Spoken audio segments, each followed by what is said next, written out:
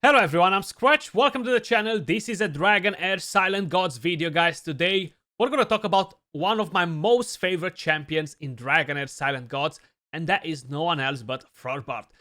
Recently, we had the offer for 99 cents to purchase a pack that will allow us to basically select one of the epic champions that we want.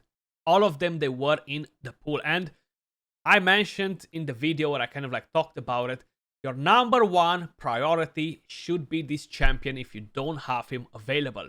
Not only that he is an absolute beast of a champion, an amazing tank, he brings a defense aura for all dungeon battles, but he brings you a lot of healing. He brings you decreased attack, which will generally benefit you in pretty much all the content. And the main thing is I'm using this champion in, I feel like, every bit of content except tower defense towers that are scattered on the map, you know. With a passive, when dealing damage to enemies under debuffs, the hero has a 30% chance of healing the ally with the lowest HP by 150% defense and dispelling one debuff from them. The more debuffs on the target, the higher the healing amount. This effect can only be triggered once every second, guys. So you're getting some healing from the passive, you're getting a cleanse on the ally with the lowest HP, which is very helpful. Then you have the battle skill. Generates a healing nexus around the hero for 6 seconds. Healing allies within range by 50 defense every 1 second. 50% defense, my bad. So the more defense you have on the champion, the more healing you're going to get. Then right here we have the ultimate skill, deals 600% attack poison damage to enemies within range with a chance to inflict attack penalty. So the whole idea is Dragonheir does most of their tanks to deal damage based on attack, you know. So you're not really gonna be able to get kind of like a double value out of the champion, give him damage too, and get some damage from there too, because his damage is based on attack. And I would not recommend to anyone to build a champion with high attack. You know, you want as much defense as possible.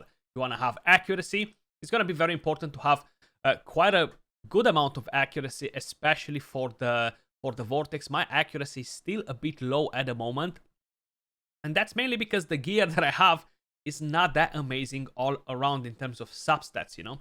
So I have him built on an ancestral set, and that set, guys, will benefit your entire team. This is how you should build your Frurbath, okay, for content. And this set, the wearer takes 15% of the damage that otherwise would be taken by allies while gaining 15% damage reduction. So you're basically having an ally protection set on him, and you're bringing in 15% damage reduction to your champion, to himself, plus to the rest of the team, which is very important. Now, these sets, they do not stack, guys. You cannot use them on multiple tanks and be like, okay, we're gonna run double ally protection like I was doing it in raid and stuff. That doesn't work here, but just as an idea. Total stats on my champion, we have 79k HP. His HP is pretty high. I haven't necessarily intended to get such a high HP. 4k defense. Now, I would like to get even more defense on the champion. 1.6k attack, which is irrelevant. Crit rate, crit damage, irrelevant. 248 accuracy. And I have 0 skill haste. The more skill haste on him, the better as well. And I would honestly like to have around 20-30 more accuracy on the champion just for the vortex to don't get resisted with decreased attack, you know. Then, here we go. That's the weapon. And when we are talking about substats, you see no accuracy on this one, unfortunately. The substats went on HP. None on the defense percentage. On the helmet as well, no accuracy. We have resistance, crit damage, which is irrelevant. Then we have the chest, no accuracy on it either. Is a defense percentage chest. And then we have the gloves. Thankfully, we do have some accuracy on this, you know. So fairly decent. I have a defense rune, a positive rune, defense percentage and accuracy on the substats, and we have an accuracy negative rune. Now my next step here is to try and find a legendary accuracy one or some defense one that will roll me a lot of accuracy, and try to increase the accuracy like this. And of course, get better pieces from the set. I started farming it a bit more, so maybe some of these pieces will actually give me slightly better substats and stuff like this on him, so that could actually benefit my build. Now, as a artifact, guys, I am running the Witch's Remains. This will help me in the Goblin, will generally help me in dungeons, and for the Vortex is fairly decent too.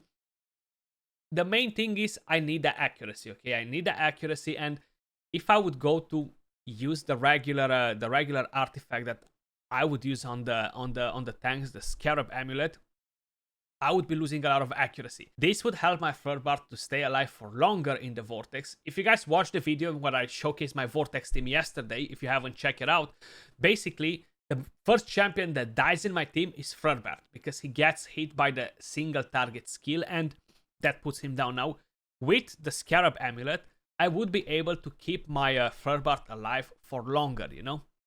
So the whole idea is that, is it worth trading? You are getting more defense too, but you're losing so much accuracy that he's not reliable as an attack down champion. So that's why I am running something that will give me accuracy. And of course, if you don't have a legendary artifact, guys, your number one priority should be the Crown of the Unclean as an epic artifact.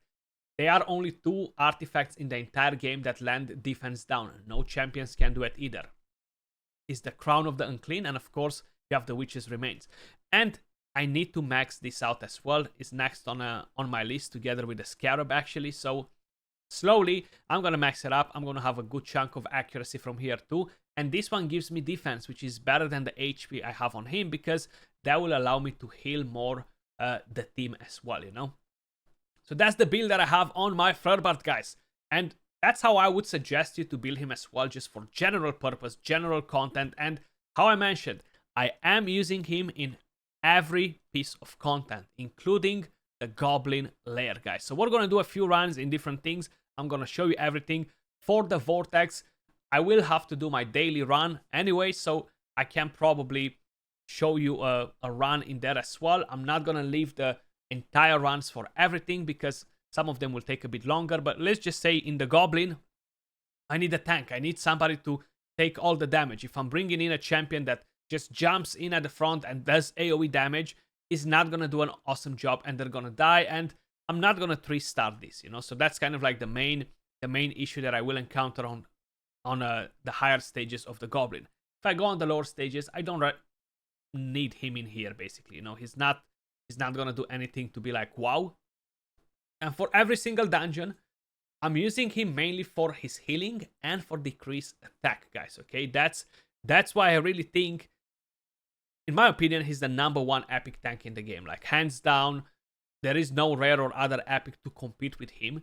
And that's mainly because of the healing that you're getting and the decreased attack too, you know? So, not to count the passive as well, which has a chance to dispel the ally with the lowest HP and give him a bit of a heal at the same time, you know? So all this does bring quite a few pluses on his list, man. Like, he does quite a few things, you know? He has a few things up his sleeve, basically. Let me just put it like that. So there you go. Crown of the Unclean, or just the AoE attack from Frurbath, landing debuffs on the goblins here. Then you have Sigrid just coming in and wiping everybody off together with the rest of the champions. So basically, he enables my Sigrid as well to just go in there, drop a lot of damage, similar with Dane too.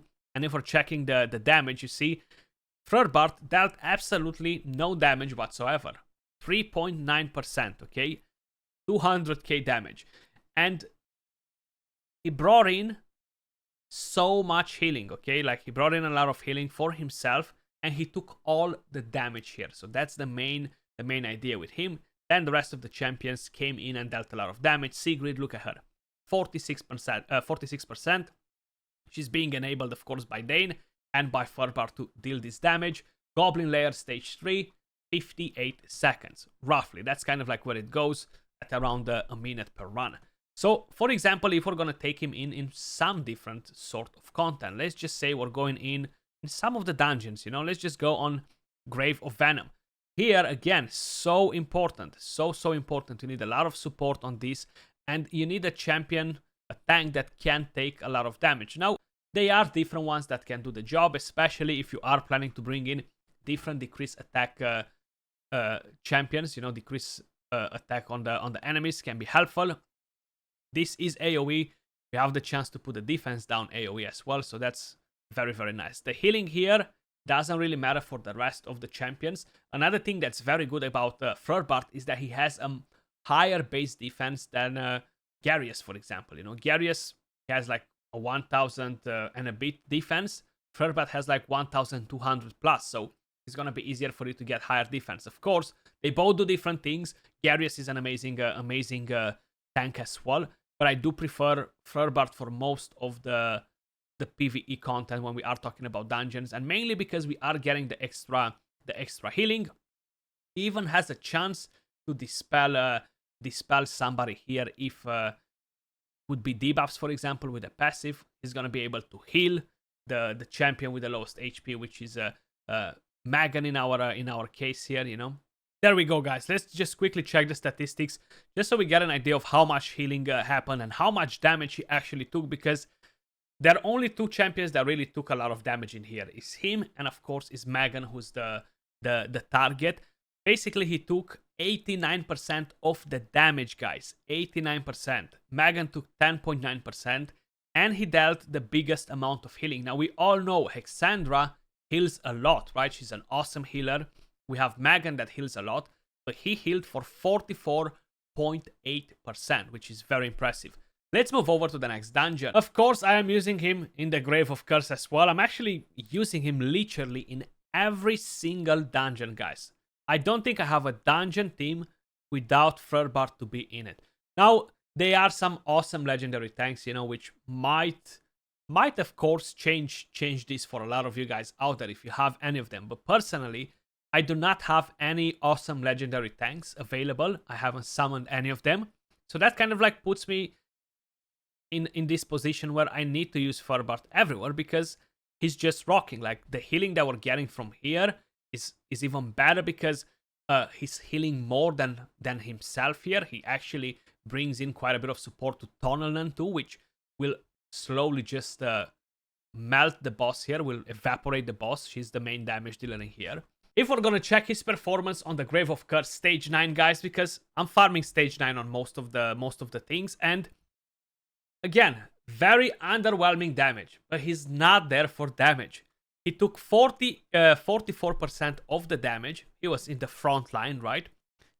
Tunnelman took 29 as well, and he healed 32.9%. Now, Alexandra actually beats him a bit on the healing here with 42%, because she's gonna spread the heal a bit better to everybody that's not in range for Frurbath anymore, but still very, very solid. Let's move over to the next dungeon. If we're gonna do a quick run on the Grave of Wrath as well, guys, just to see how well he will perform here. Of course, the team is very different in here. I have some different champions getting the job done, you know. A very interesting dungeon, this one actually. It's a bit harder than the other ones in my opinion, just for the simple fact that there are a lot of debuffs landing. There's a lot of damage taken. You need to make sure the boss doesn't heal himself whenever he chooses your heroes, you know. So that's a thing to keep in mind, basically. And yeah, he's gonna bring in some healing. I do have a champion that gives me shielding here to help me out, because the boss does smack pretty hard, at least on stage 9. We have Catherine, which I absolutely love. She's so good for this. Vikuk is made for this dungeon, you know, with the cleanse, with the healing, decrease attack, which is pretty helpful. The decrease accuracy too on the boss. But again, the heal reduction is kind of like mandatory here to be spot on.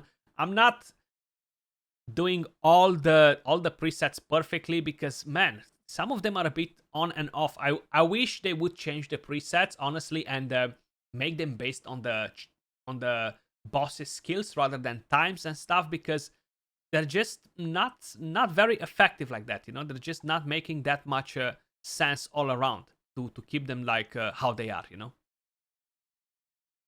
But there we go. Let's see how much damage he's taken here. So he's kind of like spreading the damage here because of the AoE attacks that the boss has, but he's still taking the biggest amount of damage. He's constantly getting devoured, 28% of the damage taken, and the healing is actually decent. Is not as impactful because he's only keeping Sigrid there in his range basically for it. The passive can help when it comes in play, of course, and we have the rest. We have the shields, and Adolphus heals so much because he has a set that heals him too, when he's using the ultimate skill. So that's why he's at the top of the list. He's not actually healing the team because his passive that should heal based on the shield is actually not working, if I understood it correctly from the patch notes, and that will get patched, And we got another victory here. Not the fastest time this run, but you know what? It's actually not too shabby, and he took 35% of the damage. Most of the damage out of the team. His healing is not as massive, but it's still at 10.4%. And we have Catherine with an 18.5, Vikak with 12.3, and ignore Adolphus because it's the build that actually gives him the healing to himself only. So he's still doing a pretty good job, and that decrease attack is just so good to don't have to try and find another champion with decrease attack. Even though we have a lot of attack down champions in the team, there's never enough, guys. That attack down needs to be on most of the times if we really wanna see the most out of it. And I said I'm gonna do a Vortex run as well, but I'm not gonna do another one, guys. If you guys wanna see my Vortex team, I'm actually gonna link the video up here on the screen. Feel free to check that out. Let me know your thoughts in the comments down below. How are you using your Frurbath? I feel like this is the #1 build for him. He's bringing tons of utility all around. Not to mention that I am running him in all the other dungeons as well that I haven't showcased in the video, but if I'm gonna do that as well, the video will just end up in being way too long. Appreciate every single one of you guys watching. Much love, and I'll catch you all soon in the next video. Peace.